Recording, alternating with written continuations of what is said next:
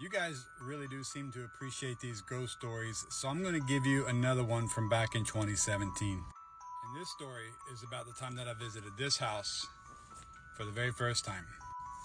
Now, I'm not about to give out the location of this place, but some of you that follow me know exactly where this house is, and you know the history of this house.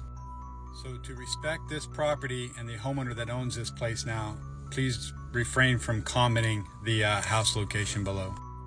Unfortunately, this home experienced tragedy in the early 1980s. And because of this tragedy, it became synonymous with being haunted. When I was younger as a kid, I was told stories about this house, about this location. It was a place that teenagers would go to experience, getting scared and being afraid. But there was one story of a teenager who visited this house and was attacked. And when I mean attacked, that they were pulled back into the house. And with like a lot of stories like this, urban legend starts to build around that type of a story.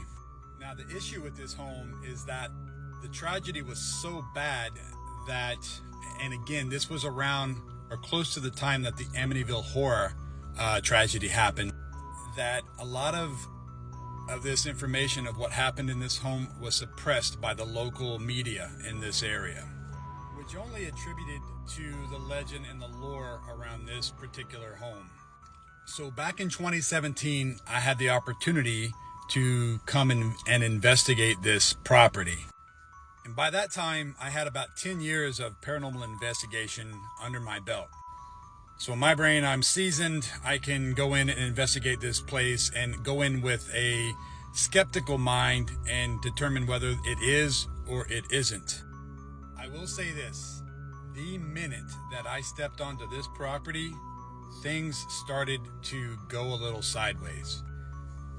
Most of my gear that I had at that time, which wasn't a lot, but most of it started to fail. Flashlights that were working perfectly, as soon as I stepped over the fence into this property, stopped working.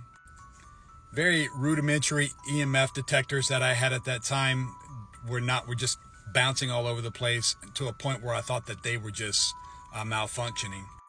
And that's before I even walked into the door. Now, as soon as I got into the property and taking my first steps into it, I started to feel an ominous presence. The air got very thick, almost like a wet blanket, if you will. And I've said it 100 times on this app, I am not an empath or a sensitive, but I can tell when energy shifts from good to bad or to darker energy. This energy was immediately dark energy. So I started my investigation and kind of working my way through room to room. Nothing really stood out other than my vibe I was having as paranormal. And the vibe even of itself could be attributed to that I was scared, because I was nervous going into this place. Now, I'm in this home in the middle of August at night. It's extremely hot in this particular area in the summer. Even at night at 8 o'clock, 9 o'clock, 10 o'clock at night, it's still in the mid 80s. As I started walking upstairs and I got to the very top, I walked through what felt like ice water. It was a cold spot like I've never felt before. Obviously, you can see that there's no electricity in this home, no breeze or anything that could have made that particular sensation. And I had goosebumps all over my body.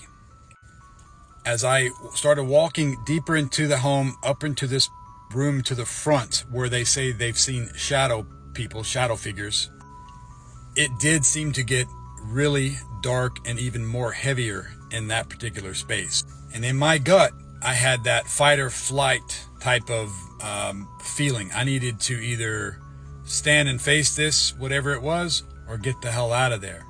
I chose to get the hell out of there. And this is when I experienced my very first poltergeist activity. As I started to leave, you always feel that sensation that something's coming up behind you, right? Well, that's what happened to me, and I figured it's just fear. And then I felt sharp pain running down my back like it was on fire.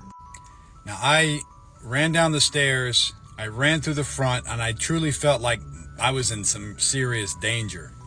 I didn't think about that pain until I got back out to my car where I had a buddy of mine with me. And when I lifted up my shirt, I had 3 scratches down my back.